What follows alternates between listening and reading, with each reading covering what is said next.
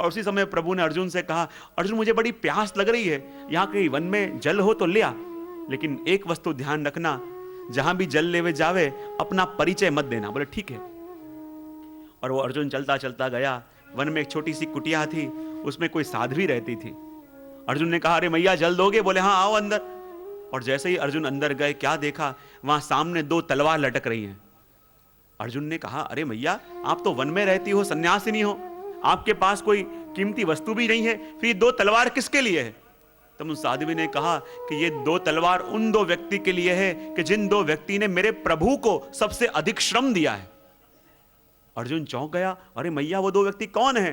तब कहा, एक तो वो द्रौपदी और दूसरा वो अर्जुन,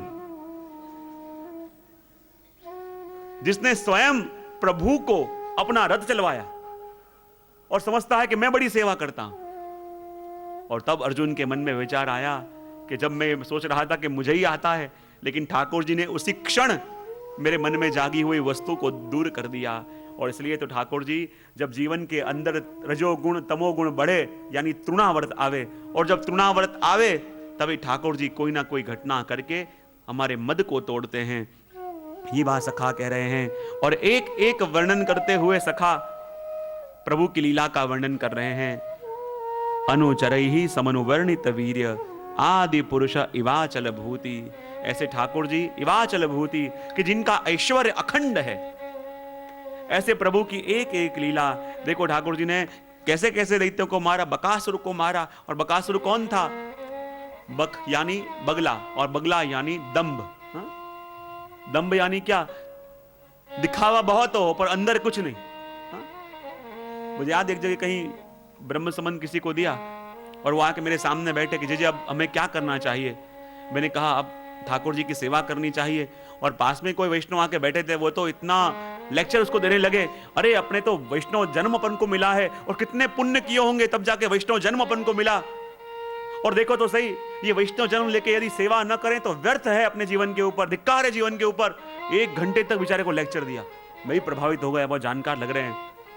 और जहां वो वैष्णव उठ के गए, मैंने कहा आपके वहां कौन से प्रभु विराजते हैं? तो उन्होंने कहा जे अभी तो कोई स्वरूप नहीं, जब भविष्य में कृपा होगी तो चित्र जी पधराने का विचार है। मैंने हाथ जोड़ दी, धन्य है वैष्णव।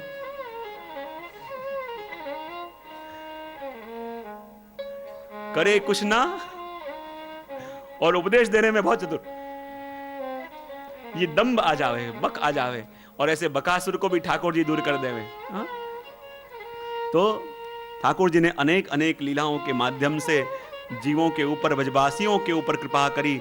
और उसी कृपा का स्मरण, उसी कृपा का चिंतन यहाँ सारे सखा कर रहे हैं।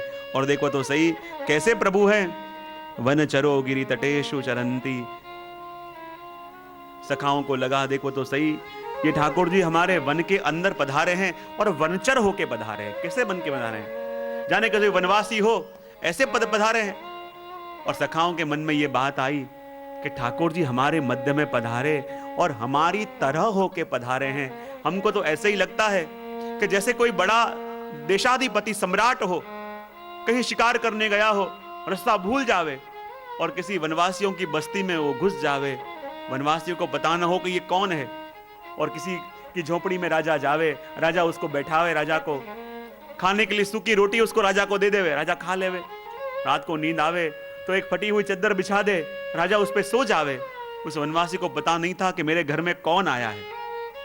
लेकिन राजा ने एक एक वस्तु याद रखी थी कि जब मैं रास्ता भटका था तो इसने मुझे आश्रय दिया था, जब मुझे भूख लगी थी तो इसी ने मुझे सूखी रोटी खवाई थी, जब मुझे प्यास लगी थी इसी ने जल दिया था। वनवासी के मन में तो कुछ था नहीं, पता नहीं कौन है। और राजा दूसरे दिन गया अपने देश और वहां से सैनिकों को भेजा कि फलाने वन में से उस वनवासी को लेके मेरे पास आओ। राजा का बुलावा आया। वनवासी विचार करने लगा, पता नहीं क्या अपराध मेरा हो गया कि इतने बड़े सम्राट ने मुझे बुलाया। लेकिन जैसे ही उसके दरबार में पहुंचा और जहां दर्शन करे राजा के चौंका, ये तो वही हैं जो कल मेरी कुटिया में आए थे, मुझे पता भी नहीं था ये तो देशाधिपति हैं। मैंने तो उनको सूखी रोटी खिलाई, फटी हुई चद्दर में सुलाया, कुछ स्वागत भी ना कर सका।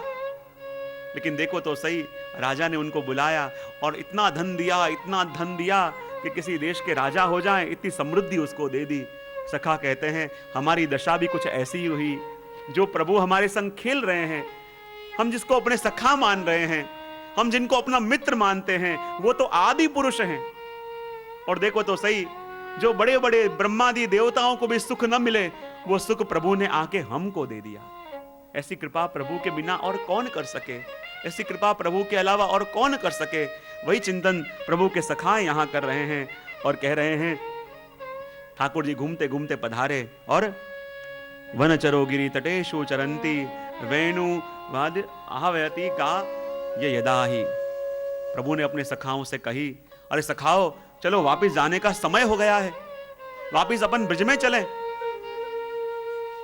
सखाओं ने कहा ठहरो, हम लोग गायों को घेर घेर के लाते हैं। तो देखो सखाओं के हाथ में बांस के डंडे हैं और प्रभु के हाथ में बांस की ही बांसुरी है। प्रभु ने कहा, अरे सखाओ अब घर जाने का समय हो गया, चलो अपन अपनी गायों को लेके आवें। सखाएं भागते भागते गए और गायों को वो डंडों से डरा डरा के वापस लाने लगे। प्रभु ने कहा, मैं इन डंडों से मार के गायों को नहीं लाऊंगा, डंडों से डरा के गाय को नहीं लाऊंगा। उन्होंने तो बंसी बजाई और जहां बंसी बजाई और गाय दौड़ती दौड़ती आई, कहा ये गाय कौन है? गौ यानी इंद्रियां। और डंडों से मार मार के सखा ला रहे हैं, इसका मतलब क्या? वो डंडा क्या है? वो है योग, वो है वैराग्य। प्रभु ने कहा, योग और वैराग्य के डंडों से मार मार के इन गौ रूपी इंद्रियों को प्रभु के सन्मुख करना चाहोगे तो जल्दी हो नहीं पाएंगी, पर ये प्रेम की बांसुरी से जब खिंच के आएंगी तो सदा के लिए मेरे पास आ जाएंगी। तुम इन योग कर्म के साधनों से लाते हो, मैं प्रेम से खींच के लाता हूं। लेकिन कुछ गाय तो ऐसी दूर दूर चली गई थी, ऐसी दूर दूर भटक गई थी। और देखो तो सही, दूर दूर चली गई थी। प्रभु ने विचार किया, उन गायों को मैं अपने पास कैसे बुलाऊं? और प्रभु ने विचार किया, वो गाय तो ऐसी हैं जो दूर दूर चली गई हैं। और गाय यानी कौन? प्रभु गोपाल हैं, और गो यानी इंद्रियां। और प्रभु गायों को चराने नहीं जाते, प्रभु अपनी इंद्रियों को चराते लेके आते हैं। और जब इस वन के अंदर इंद्रियां रूपी गायें भटक जाएं, तब उनको घेर घेर के लाने वाले ये गोपाल अपने श्याम सुंदर ही है। और ये प्रभु की गायां और कोई नहीं, अपनी इंद्रियां हैं। कोई लाल गाय है, कोई सफेद गाय है, कोई काली गाय है, कोई कत्थई गाय है। ये सब अपनी अलग अलग वृत्तियां ही हैं। और देखो तो सही, जिसके लिए गोपी गीत में भी शब्द आया तृणचरानुगम, तृणचर शब्द कहा। बोले क्यों? बोले ये गौ रूपी इंद्रियां कैसी हैं? पूरी दुनिया जिन श्याम सुंदर के पीछे पीछे चले, ऐसे श्याम सुंदर इन गौ रूपी इंद्रियों के पीछे पीछे चलते हैं। पूरी दुनिया श्याम का अनुसरण करे, लेकिन श्याम इन गौ रूपी इंद्रियों का अनुसरण करते हैं। लेकिन देखो तो सही, पूरी दुनिया जिन श्याम के दर्शन के लिए तरसे, वो श्याम इनके पीछे पीछे चलें, पर ये गौ रूपी इंद्रियां प्रभु की ओर देखने के बजाय आसपास के घास फूस खाने में पड़ी हुई है। वही तो अपनी इंद्रियां हैं, यही स्वभाव तो अपनी इंद्रियों का है। और आज जब प्रभु ने देखा कि मेरी गायें कहीं वन में खो गई हैं, तो वन में खोई हुई गाय और कोई नहीं, ये हमारी ही गौ रूपी इंद्रियां हैं, जो प्रभु से इतनी दूर चली गई हैं, इतनी दूर चली गई हैं कि प्रभु के वेणुनाद को सुन के वो आ भी नहीं पा रही हैं। प्रभु के वेणुनाद के स्वर उन गायों के कान तक पहुंच भी नहीं पा रहे हैं। ये गाय और कोई नहीं, ये हमारी ही वृत्तियां, ये हमारी ही इंद्रियां हैं, जो आज वन के अंदर इतनी दूर चली गई हैं। इसलिए तो भक्त कहते हैं ना कि हे प्रभु आप तो गोपाल हो, और प्रभु आपसे दूर जाके हमारी इंद्रिय रूपी गाय इस संसार के वन में प्रभु कोई खो गई है। ऐसी कृपा करो, हमारी खोई हुई इन इंद्रिय रूपी गाय को प्रभु आप खींच के अपने पास ले आओ। इसलिए तो कहते हैं, तुम ढूंढो मुझे गोपाल में, खोई गई याद मेरी। तुम ढूंढो मुझे गोपाल में, खोई गई याद मेरी। सुध लो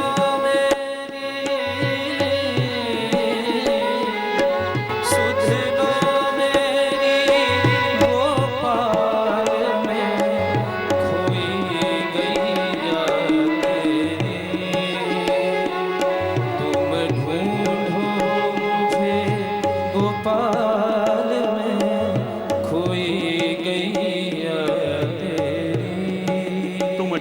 मुझे गोपाल, कोई गैया तेरी।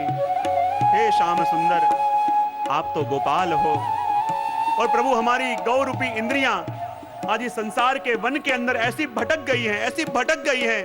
प्रभु आप वेणु बजा के हमको बुलाते हो, लेकिन उनके स्वर हमारे कान तक पहुंच नहीं पाते। ऐसे संसार के सागर में हम भटक गए हैं, ऐसे संसार के वन में प्रभु हम अटक गए हैं कि प्रभु आप हमको बुला रहे हो, आप हमारे लिए व्याकुल हो कि हे जीव तू मेरे पास आ जा। लेकिन देखो तो सही, संसार के वन में हम गौ रूपी गाय ऐसी अटक गई है, ऐसी भटक गई है कि प्रभु के बुलाने पर भी पहुंच नहीं सकती। हे प्रभु मेरी सुध लो, मुझे बुलाओ प्रभु, मैं तो खोई गैया तेरी। 5 विकार से हाँ की जाए, 5 तत्व की ये बरबस भटकी दूर कहीं मैं, चैन न पाऊं अब तेरी।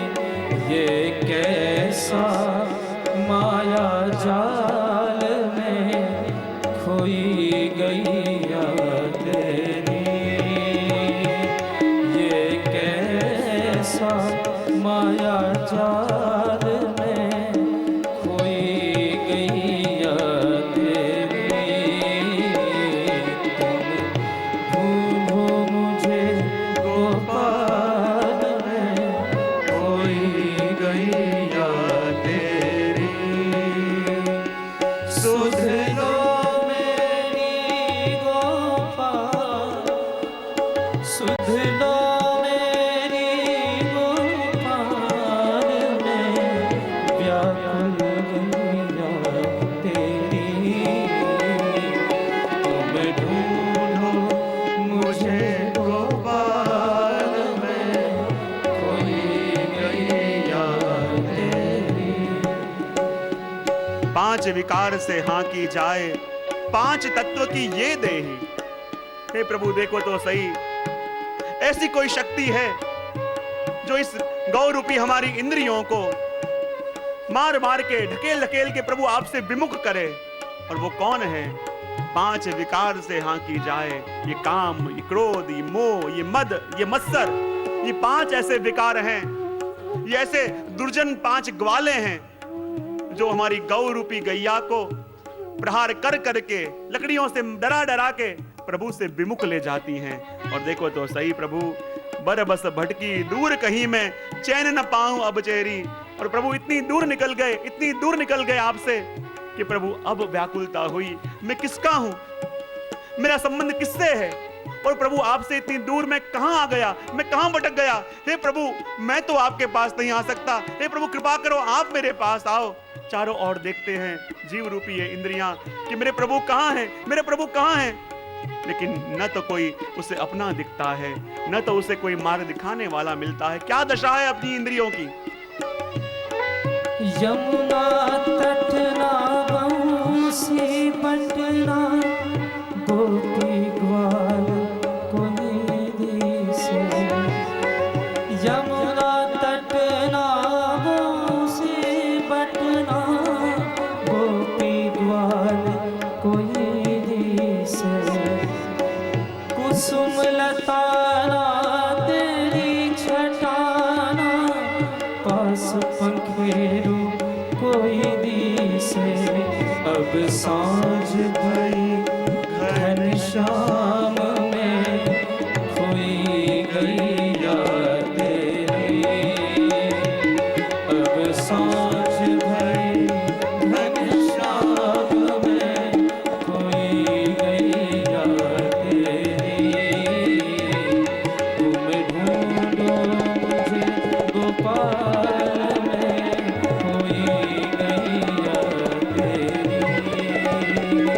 सुध लो मेरी गोपाल, सुध लो मेरी गोपाल में खोई गैया तेरी। तुम ढूंढो मुझे गोपाल में खोई गैया तेरी। वो गाय रूपी इंद्रियां जब ऐसे वन के अंदर भटक गई, लेकिन जब आंख खुली कि मैं कौन हूं, मैं किसका हूं, मैं किस लिए भूतल पे आया हूं, चारों ओर देखने लगा, शायद मुझे कोई अपना लगे। लेकिन इस संसार वन में भटकते हुए जीव की जब आंखें खुलती हैं, जिसको जिसको अभी तक अपना माना था, पता चल जाता ये मेरे नहीं है, मेरा संबंध किसी और से है, मैं इनका नहीं हूं, मैं किसी और का हूं।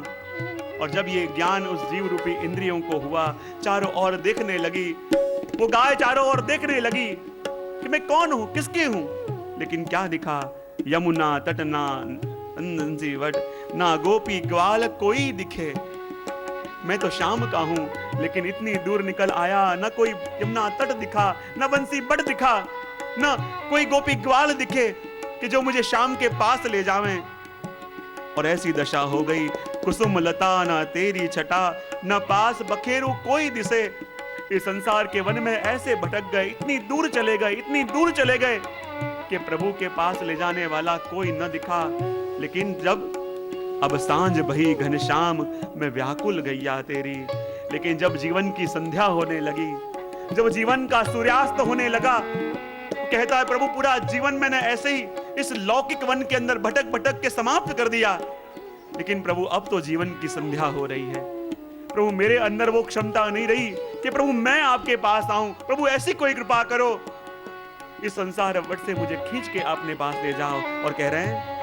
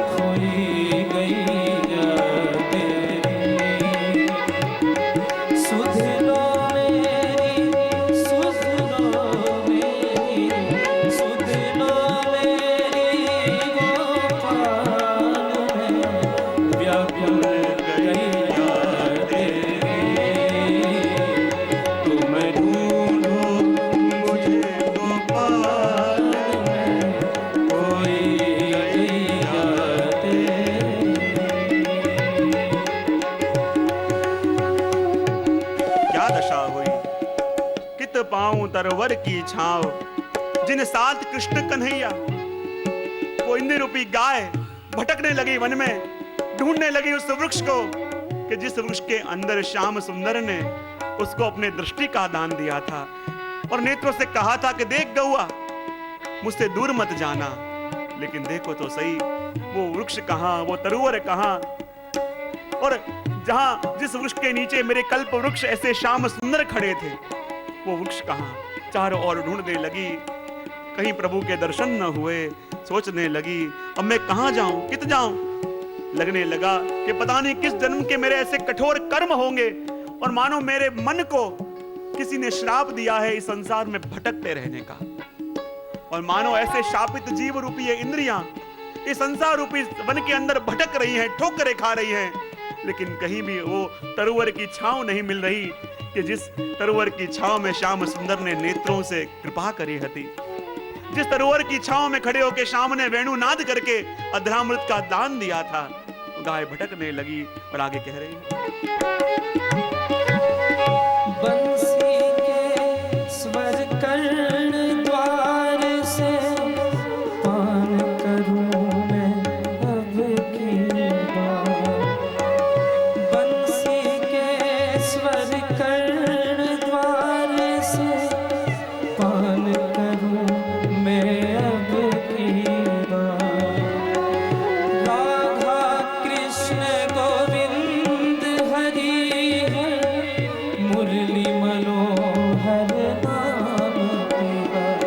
मुझे उबारो हे गोपाल, गोपाल, गोपाल। मुझे उबारो हे गोपाल, मैं व्याकुल गैया तेरी। तुम ढूंढो मुझे गोपाल, मैं खोई गैया तेरी। सुध लो मेरी गोपाल, सुध लो मेरी गोपाल, मैं खोई गैया तेरी। तुम ढूंढो मुझे गोपाल, मैं कोई गैया तेरी। खोई गैया, खोई गैया, खोई गैया तेरी।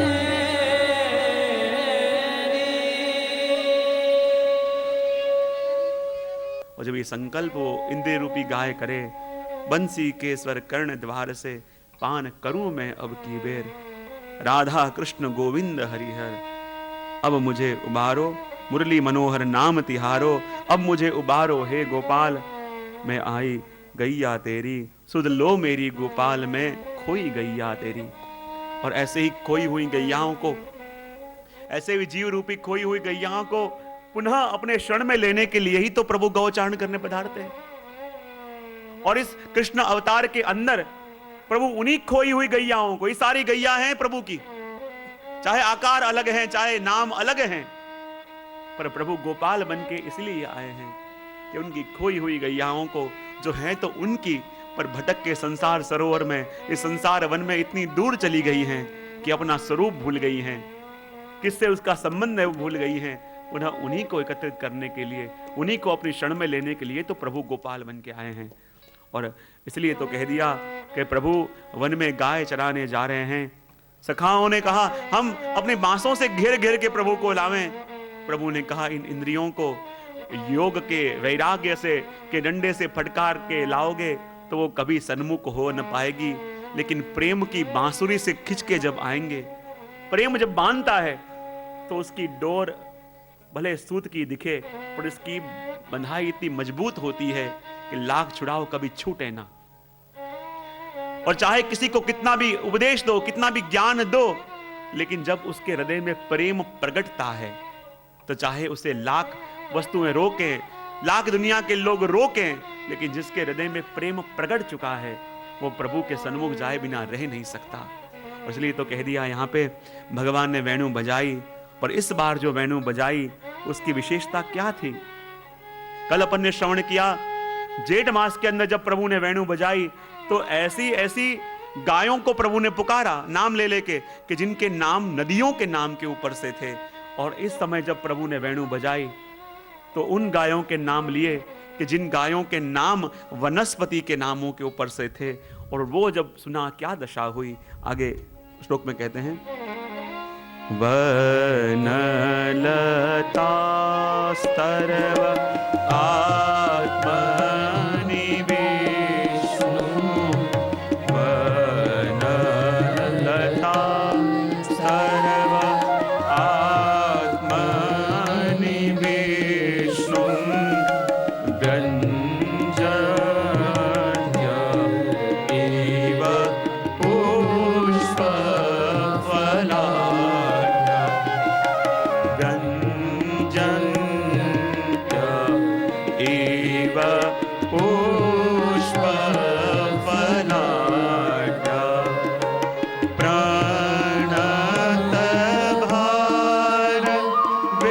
विटपा मधुधारा प्रणत भार विटपा मधुधारा प्रेम रुष्ट तनव वस शुश्रुजुष्म प्रेम रुष्ट तनव वस शुश्रुजुष्म वाम बहुकृत वाम कपोलो वल्गीत अर्पित वेणु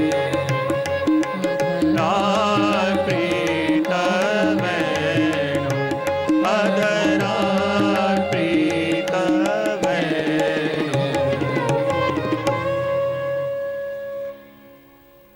वनलता स्तरवः आत्मनि विष्णुम। कहते हैं कि जब प्रभु ने वेणु बजाई और इस समय जब प्रभु वेणुनाद कर रहे हैं और ऐसी ऐसी कई गाय प्रभु के पास थी कि जिनके नाम वनस्पतियों के नाम के ऊपर से थे।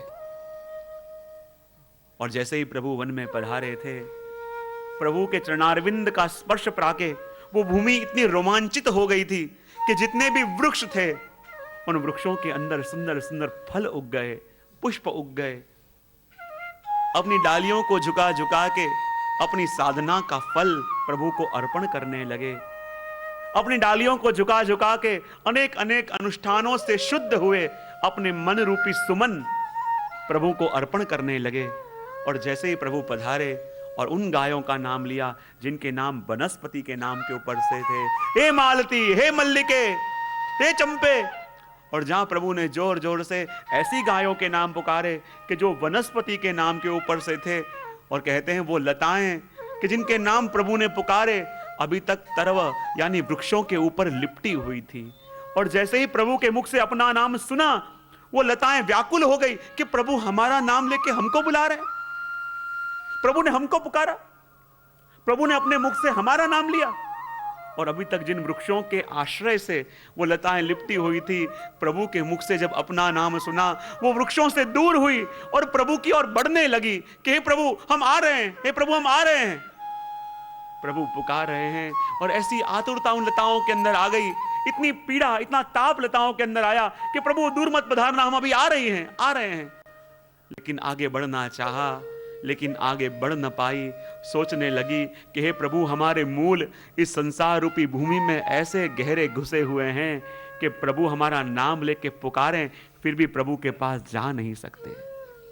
हे प्रभु देखो तो सही हमारा दुर्भाग्य, इस संसार रूपी भूमि के अंदर हमारे मूल इतने गहरे हैं, इतने गहरे घुसे हुए हैं कि प्रभु स्वयं हमारा नाम लेके बुला रहे हैं, प्रभु स्वयं हमें पुकार रहे हैं। लेकिन देखो तो सही हमारा कैसा दुर्भाग्य कि प्रभु के बुलाने पर भी, प्रभु के आवाज लगाने पर भी हम प्रभु के पास नहीं पहुंचा पा रहे। और जब ये अवस्था हुई और वृक्षों के अंदर से मधुधारा होने लगी, लताओं के अंदर से मधुधारा होने लगी, कहते हैं ये मधुधारा ऐसे ही नहीं हो रही, वृक्षों के अंदर आई हुई ये मधुधारा क्या है? बोले प्रभु ने बंसी बजा के हमारा नाम ले लेके हमको पुकारा, लेकिन संसार के इस भूमि में इतने गहरे घुसे हुए हैं कि प्रभु के बुलाने पर भी जा न सके। उसके कारण ही वृक्षों के बहाए हुए उनके आंसू ही मधुधारा के रूप से बहते हैं। जब जब भी वृक्षों के अंदर मधुधारा बज में दिखे, जब जब भी बज में जाओ और वृक्षों में मधुधारा दिखे, मानो आज प्रभु ने पुनः वेणुनाद किया होगा और उसी वृक्षों का, इन्हीं लताओं का नाम पुकारा होगा। लेकिन प्रभु के वेणुनाद को सुन के भी ये लताएं प्रभु तक पहुंच न पाई और उनके ही वियोग, उनका ही ताप, ये आंसू वन के मधुधारा के रूप से वृक्षों में बह रहा है। और देखो तो सही क्या दशा हुई होगी उन वृक्षों की। और देखो अभी तक जो जो भी प्रभु ने विचलित किया, ये सारा प्रकार है गृहस्थों का, क्योंकि पति पत्नी दोनों को आपने विचलित किया। जब प्रथम युग में देखा देवता और देवता की स्त्रियां, उसके बाद अपन ने देखा कि देवता देवताओं की स्त्रियों का वश किया। और यहां पे भी वृक्ष और लताएं, वृक्ष और लताएं क्या हैं? यानी पति पत्नी।